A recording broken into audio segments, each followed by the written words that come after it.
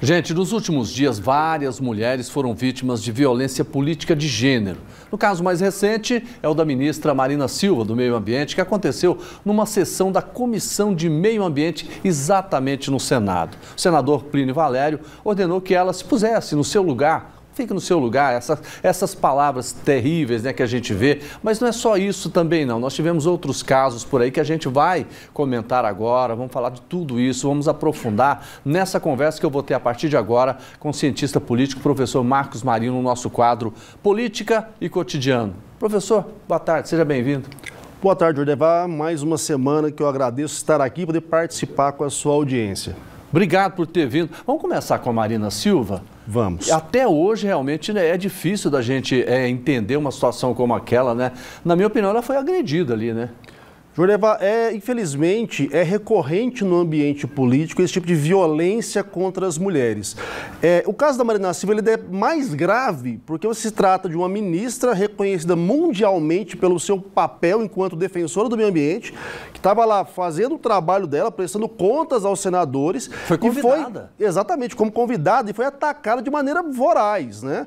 Um senador vira para ela e diz que ela não devia estar, para se pôr no lugar dela. Mas qual é o lugar dela? O lugar dela é estar lá, como ministra do meio ambiente. Tanto é que foi convidada. E o outro disse que a respeitava como mulher, mas não como ministra. Isso já incide em si mesmo como uma violência. Porque uma das grandes formas de você desqualificar uma mulher na política é separar o gênero dela da atividade política dela.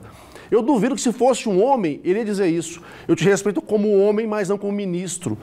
E, infelizmente, o que a gente acompanha no ambiente político é a desqualificação da mulher para diminuir o papel dela, para intimidá-la e para silenciá-la. Como a gente viu também agora aqui em Goiânia, né? Infelizmente, na Alego, com a deputada Bia de Lima.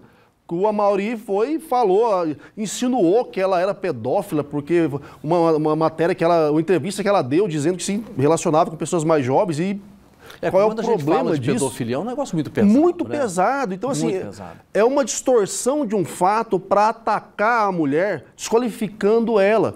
Vamos falar a verdade, já ouviu algum deputado uma vez falar para outro homem, o senhor pega meninas mais novas, como se fosse um demérito para ele? Não. Então a gente percebe que é uma atividade de extrema violência com as mulheres no ambiente político. E mulheres com mandato, que representam milhares de pessoas, né? Milhões de pessoas às vezes. E infelizmente essa prática, ela é comum, acaba sendo normalizada, né? Porque aí tentam, mas não foi isso que ele quis dizer, mas é porque ela está nervosa. Não é isso. A gente tem que ser claro nesse ponto. Quem está nos assistindo tem que entender. Há um processo de desqualificação das mulheres e, obviamente, que isso vai impactar na representatividade feminina. Falta mulher na política? Claro que falta mulher na política. O ambiente é machista pra caramba. A estrutura não é igual. Quando a mulher consegue entrar, ela ainda é violentada dessa forma? Você deixaria sua filha ser política, sendo assim, num ambiente desse? A gente tem que pensar muito nisso. E por que isso acontece? Jordevar, eu entendo que vem do nosso machismo estrutural mesmo. O ambiente político é muito masculinizado. O domínio dos partidos, o domínio nos plenários, das assembleias, é masculino. E por haver esse domínio tão masculino, quando acontece esse tipo de violência, ao fim e ao cabo, é passado pano. Não acontece punição contra quem faz isso. Isso é o mais grave. Apesar de haver leis contra isso, tem que punir. Tem que punir, tem que educar e tem que, de fato, trabalhar para que haja uma paridade de gêneros. Por que eu digo isso? Porque há pautas que as mulheres são muito mais sensíveis que os homens, porque elas vivenciam aquilo na prática, no dia a dia. Então, se eu não dou espaço para elas trazerem essas pautas para o debate político, dificilmente nós, homens, vamos trazê-las, porque a gente está focado em outros pontos. Então, é muito importante que a gente prepare o ambiente para receber e para respeitar as mulheres. Eu vi um negócio, eu acompanhei também uma parte daquele depoimento lá, aquela conversa, né, daquela reunião da Comissão de Meio Ambiente. Lá tinha várias pessoas do PT que não defenderam a Marina Silva. Jacques Wagner estava lá. Essa é uma outra condição que a gente tem que avaliar com muita clareza, Jordevar. Não dá para a gente tentar atribuir esse tipo de pauta à esquerda ou à direita. A gente não pode cair nesse erro de trabalhar que, mas a esquerda tem que defender a mulher ou a direita tem que defender a mulher. Todos temos que defender as mulheres. homens principalmente e mulheres também. Então a gente tem que entender que é um papel social, porque quando você ataca uma mulher ou ataca uma pessoa pelo seu gênero, você tenta excluir ela do debate político e da própria democracia.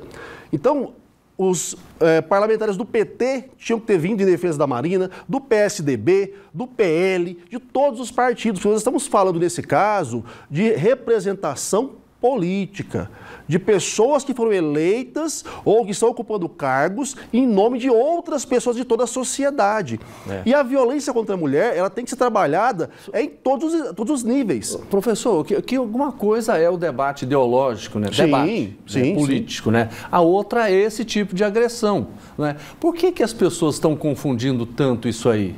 Olha, Jordeval, a gente pode avaliar que de uns anos para cá, principalmente, todo o ambiente político ele foi imerso numa perspectiva de antagonismo violento.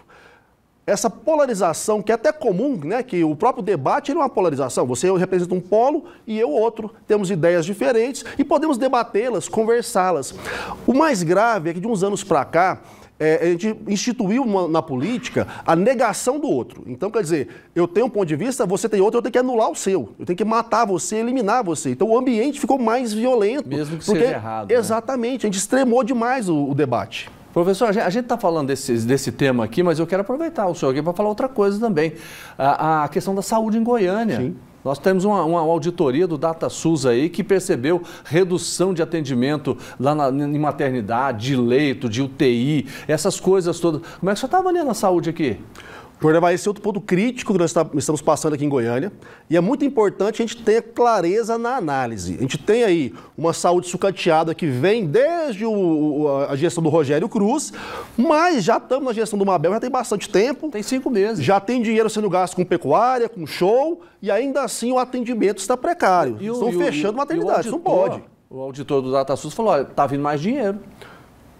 Exatamente. A grande questão é, todo o governo, o estadual, o federal, o municipal, ele vai botar dinheiro à medida que ele vê a coisa acontecendo, o serviço sendo prestado. Se o serviço não está sendo prestado, se a prefeitura que tem que fazer o primeiro aporte não está fazendo, como é que vai vir dinheiro do governo federal? Para onde está indo o dinheiro? Então, assim, é muito importante a gente ter a clareza no processo de fiscalização e de execução das políticas públicas.